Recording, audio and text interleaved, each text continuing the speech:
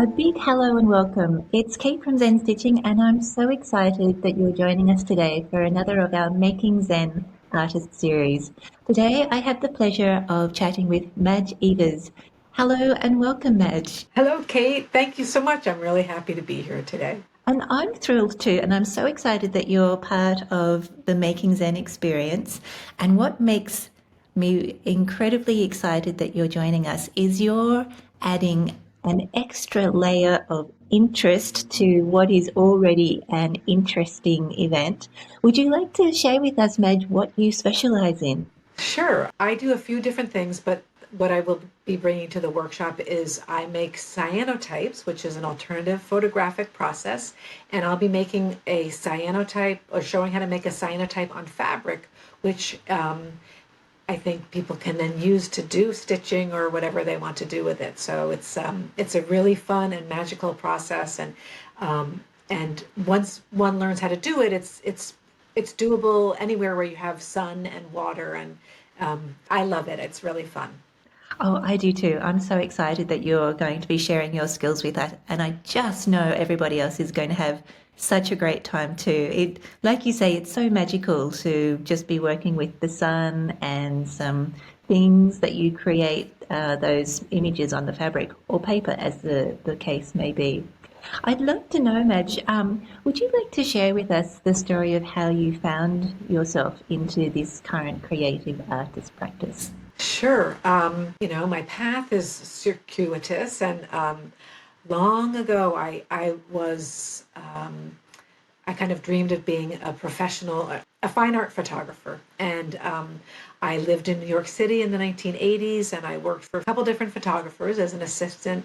And I thought, well, maybe I'll be a commercial photographer for a living. And when I was there, I realized that that wasn't going to be a good fit for me. So I left it behind, and I became a teacher, and I was a teacher of English and reading and an ESL teacher for 25 years, and which was wonderful and just kind of a really good path for me.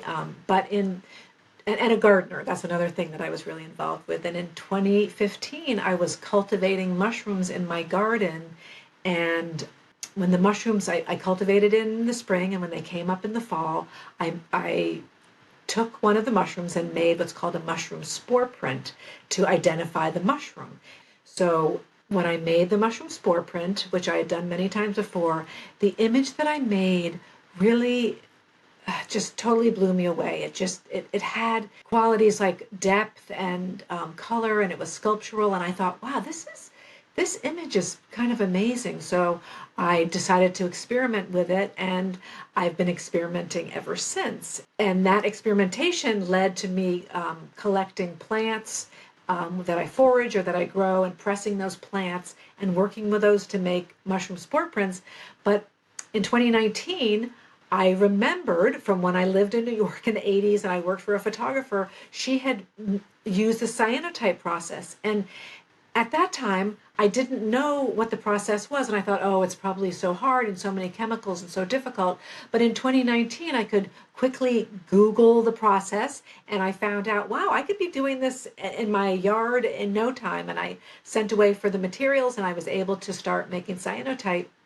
And I've been experimenting with them ever since. And it's been really, really fun for me. And I love the process for its encourages experimentation and allows for flexibility, and you can or I can sometimes I can change an image, and I can fiddle around with the chemistry a little bit to create different colors, but it's just like a wonderful process for play, really.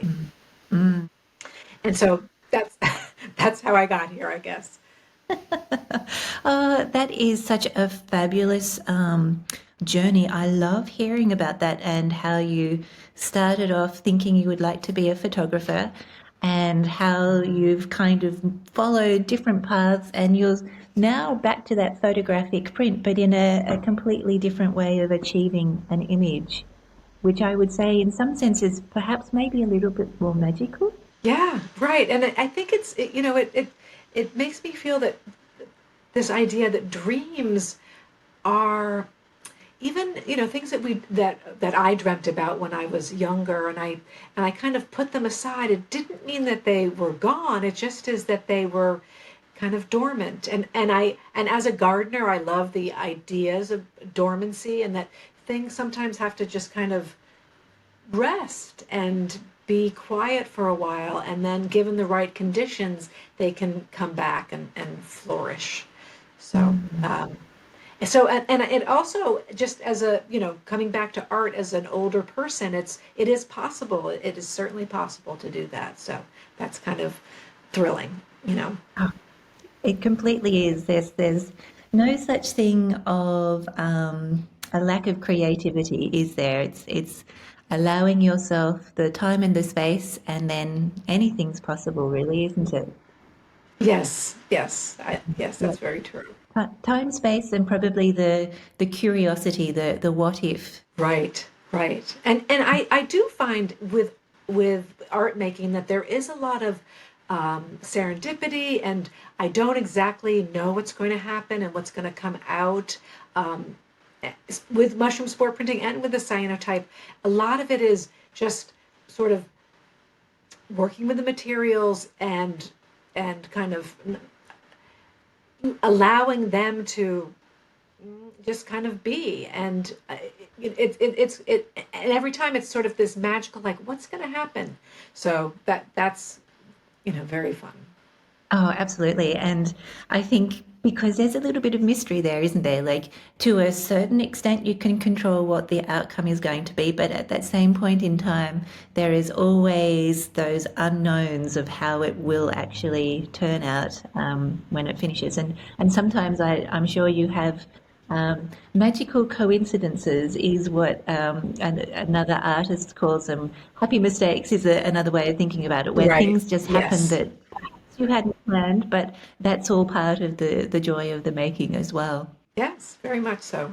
Yeah. And I'd love to know a little bit more about it, Madge, because this is something I haven't heard before. What is a mushroom spore print? I know it is kind of funny. Um, Well, mushroom spore print is a process used by mycologists or foragers to identify mushrooms. And different mushrooms have different colored spores. And I guess I'll just step back a little bit. Inside the gills or pores of many mushrooms are millions and millions of tiny spores. It's like a powdery substance that's often it's microscopic, but when it comes because they're so prolific, and they shoot out millions of spores. Those spores have color, and and usually the spores will just be dispersed into the air. Sometimes they will land on the ground near the mushroom. Sometimes they'll be sucked up in air currents and into rain clouds and travel around the planet.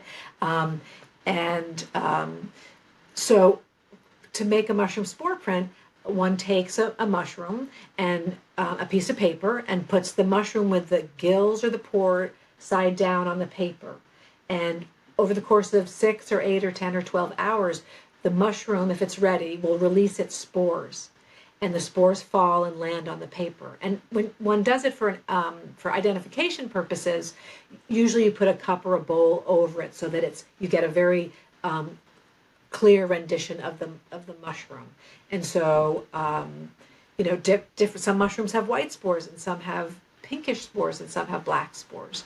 And so it is one way to identify mushrooms, and I want to say it is not the only way, and I would not ever suggest that anyone use it as the only way to identify a mushroom. So don't ever eat a mushroom if you're not 100% sure of what that mushroom is. Just want to say that. Yes. Um, so that is the process. And when I started doing it, I kind of looked around to see, are other people doing this? And after a couple of years, I have found some other people that are doing it.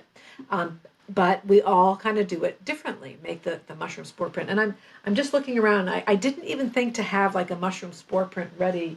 I probably have one. If you'd like to see, Oh, yes, we sure well, would. I can even show you an older mushroom spore print. This is from like um, 20, probably like from 2018. So this was a mushroom that I grew, and I just put it down on the paper, and then And I don't know if you can even see, but you can see sort of where the gills are, right? Mm. Is it clear? My It camera sometimes is a is. little fuzzy, but It, you can see. So this is where the stem was, and then the mushroom was here, but then the air currents would blow around some of the spores there. So that's where you get this ghostly quality around the edges. So beautiful. now I mostly do spore prints with white or light colored spores on black paper. Do you want me to try to find one for you, or? I would love that. Yes, please. I'm so Okay, okay. fascinated by this. This is just something that I recently made, and maybe it's not like the. So this is black paper, and then I had a fern and another plant, and I put it down, and then I put the mushroom on top. And so the white is mushroom spores, and then the black is just the paper underneath it. Amazing. And the spores, do you need to do anything to the paper to fix the spore to the paper, or that's part of the natural process? Actually, I do. This paper I brushed on sort of a pastel fixative, which is a little toothy, and the Mm. spores adhere really well to that. And so Mm. usually I use black pastel paper. That works very well. Sometimes I will take a PVA and thin it down a little bit and brush it on paper, and the spores will adhere to that as well. My with the first one that I showed you, I would spray that with an archival fixative, and so those spores stay. But to spray an archival fixative on black paper, it doesn't work. It leaves like a white film, and that isn't beautiful. And I really like the very stark, black paper and then the white spores, and it's more dramatic that way. So I make some that are about 20 by 28 inches. That's a size that I like to work in, and lately, I've been combining the process where I make a cyanotype, and then over that, I do a spore print. This isn't a fantastic example or anything, but so this was a cyanotype, and then I brushed some of that fixative on, and so I have the cyanotype, and then I have the spore print. Wow, that's amazing. So beautiful. Thank you, It's, thank you. it's wonderful. It's like you're collaborating with nature to create these beautiful imagery. Yes, I feel that way. And, mushrooms are these incredible organisms that are very intelligent. And I do think that I sometimes think I'm channeling the mushrooms. Mm. How did I even think of doing this? And I feel like the mushrooms were influencing that. Just they want me to make spore prints, and they want me to share it with other people, and so other people can experience mushrooms in like a really different way. Right? So it's instead of a fruiting body of a toadstool, it's the fruiting body of a piece of art, right? Mm. So I'm in collaboration with the plants too, for sure, but with the mushrooms as well. Yes. Oh my goodness. What a magical process to be working through that. And I love how I'm guessing the first time you did the mushroom spore print, it was more just for identification purposes. And then you saw the beauty in what was presented before you and you started to explore that some more. Yes, exactly. That's exactly right. I thought this has potential for communication and Mm. art making and narrative. Yes, so beautiful. It's evocative. It kind of makes me think of watercolors in a sense, because you know how watercolors you can kind of guide where things are going to go, but at the end of the day, the pigment's going to settle where it wants to settle, and you get these beautiful soft bits and pieces. So it's similar. It reminds me in a way of that too, with the softness of the colors and the predictable, unpredictable nature of what it's going to result, what that end Yeah, result is. Yeah. yeah. Oh, I love that. I was going to ask how you find inspiration. I'd love to know actually, how do you find inspiration with what you're currently working on? Well, something that inspired me and kind of helps keep me going is years ago I was researching a call to art at the Emily Dickinson Museum, which is near where I live. And Emily Dickinson created this herbarium when she was a teenager and went to Mount Holyoke College, which is, again, near where I live. And one can see the herbarium. It's at the Houghton Library at Harvard, and it's online. So you can, anyone who wants to, you could Google it, and you could find Emily Dickinson's beautiful herbarium where she carefully, pressed and collected and pressed the plants, and then carefully glued them onto her book, and then wrote the Latin names and the location of where she collected. And as I was looking at her work, I thought, the plants that she's collected in this location, I'm in the same location, and I collect the same plants. And I realized that plants transcend time and place and kind of provide this bridge from the past and to the present, but also into the future. And so I'm inspired by plants and their ability to do that, to be transcendent. And so there is in that way the herbarium where a plant has different iterations, so, and even in Australia there might be, or New Zealand or wherever people are, there might be some plants that I see here and that other people collect in other places, and we're all kind of connected in that way. So I also, as a gardener, find the idea of so ecstatic growth is fantastic, right? When the plants are blooming and amazing, but and that's wonderful, and I love that. And it every spring I just feel this incredible hope, because living in New England, it's cold in the winter, and when the green returns, it's every year. It's just like, oh, I totally forgot about this, or I forgot the feeling. I didn't forget that I knew it was going to happen, but I forget the feeling of just amazement and hope. But I also love the time of when things start to die down and decay and have to decompose and enrich the soil with the decomposition, and then have to go dormant for the winter, and after they've saved up all their sugars for just to lie and wait. And so plants inspire me in so many ways. So I would say I'm very inspired by plants. So Oh, that's fascinating. I can imagine and I can just visualize that whole working with nature and inspired by nature. And I really like the way you described how the feeling that you get with the spring. Like you say, because I always think of, we know a lot of things, but it's not until we embody them that we really understand them. And I guess that's the experience of the spring. Like you say, it's the ecstatic growth of the plants. It's the sun. The sun has a different feel, and the sound in the environment. The birds return, and you have different kind of chatter in the garden as well, with all of the different animals that are out there. And so, yes, I can see that that's a never-ending source of inspiration for you.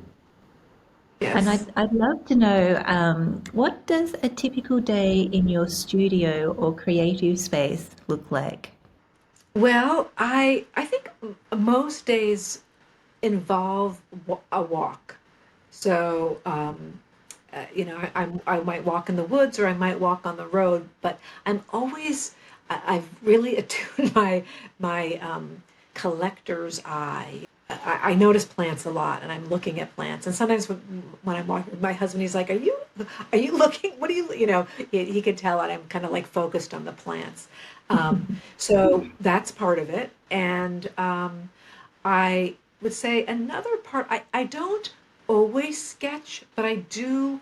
I mean, I would love to say that every day I do a sketch, but I don't, but I would love to. I would love to sketch every day. And I'm not, I'm not a trained, I'm not a trained artist, so I don't have a lot of familiarity with sketching, but I do enjoy the process of looking, and how sketching is really just about this kind of experience of looking at something again and again and again, and just kind of going back and forth between the hand, the eyes, and the paper. And I really do enjoy that piece. So a little bit of sketching, and it depends on the time of year, where I might have plants that I've collected and I want to make a little sample of a cyanotype. So if it's sunny, I might go outside and do a cyanotype. I'm always on the lookout for mushrooms, and I do want it to rain. And it's been dry. Like we had a really wet spring, and that was great, but it's been really dry and that's kind of what's been happening these years, and it means that there are fewer mushrooms in the fall. So you know but walking around looking for plants and looking for mushrooms is a big part of what I do. And also there's a little bit of reading too. Sometimes I listen to read or listen to novels, and sometimes I read or listen to nonfiction. And it's not always like about art, and it's not always about plants, but it always seems to be about how do we transcend difficulty, or how do we transform the hard times and try to find. These are really hard times, so I'm not trying to make them small, but how do we find some peace and way of being during hard times? That's really important. I'm looking for that in the things I listen to or read. So, and I do a little bit of painting. So, like with pastels, or sometimes I paint on cyanotype. So it depends on the day. So I wouldn't say that there's a typical day, but I do pretty much work every day. So it doesn't really feel like work. It just feels like my life. What I do. Play is a way I like to describe it, is in the Yes, studio, yes. rather than work, because that kind of makes it feel all very heavy and serious. But if you're playing in the studio, it's about experimenting and having fun and exploring and asking those questions of what happens if, that kind of idea. And Yes.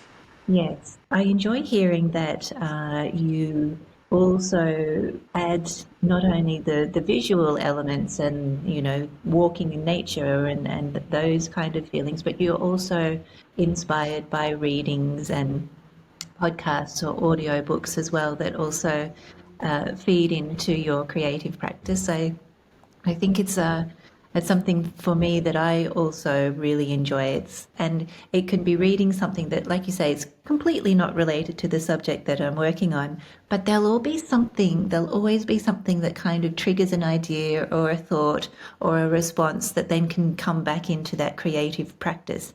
And it can be completely non-related. Yeah. Yes. Yeah. Yeah. With your creative journey, what is a piece of advice that you wish you had heard if you were just starting out? I think it's to really listen to oneself, not really worry if other people like it, or what. It's not for other people. I mean, on a certain level, certainly it is, but the making of the art is really about, like, kind of taking what's in here and what's in here, and and making something with it. So it really is about oneself. And not sort of worrying, oh, are other people gonna like this, or other people gonna think it looks nice? And that's the thing, is just to listen to yourself. That's the advice that I would give. And that's lovely advice too, because at the end of the day, you've got to create stuff that it resonates with you and makes you happy. And quite often, I found that when it resonates and makes me happy, I get a good, joyous response from others as well. Yes, yes, that is very often the case. Yes, and Madge, I'm very aware of your time, and I've been so delighted to be able to connect with you today. But before we wrap up, would you like to talk a little about what you're going to be sharing at the Making Zen event? Sure. I am going to lead participants through the process of making a cyanotype on fabric, and I I I thought that might be great for people that Zen stitchers, because a person could stitch on it or not. This is what we're going to make. So this is a piece of cotton that is just made into a cyanotype. Wow. Oh, that looks like so much fun. And yeah, I and think everyone's it's going to just have a wonderful time. it's really doable, and I am so happy to share it with people because it's magical. It really is. And my experience, I teach workshops in this, and people just have such a good time with the cyanotype process. It just, it's very analog in a lot of ways, and I think it's exciting that way because we're just kind of watching the different steps. So Mm. yeah. Mm. Oh, and I love that. So you're going to be bringing a little bit of magic into everybody's lives as part of Making Zen. And I think that's delightful. Oh, nice. I like that idea. Absolutely. Madge, thank you so much for joining me today. It's been an absolute pleasure talking to you. I've really enjoyed seeing all of your different experiments and artworks that you've been creating with nature, and I'm super thrilled that you're part of Making Zen. Thank you so much for joining us. I'm honored to be here, and I really appreciate your enthusiasm and your love for creativity, and it's great to be here, and I'm thrilled. Thank you. Thank you for joining me in this creative journey. If you've enjoyed this video, please like, subscribe, and share it with your friends. And if you'd like to learn more about Making Zen, please check out the links below where you can find out all about the workshops, creativity, community, and all that kind of good stuff. Wishing you many happy hours of stitching.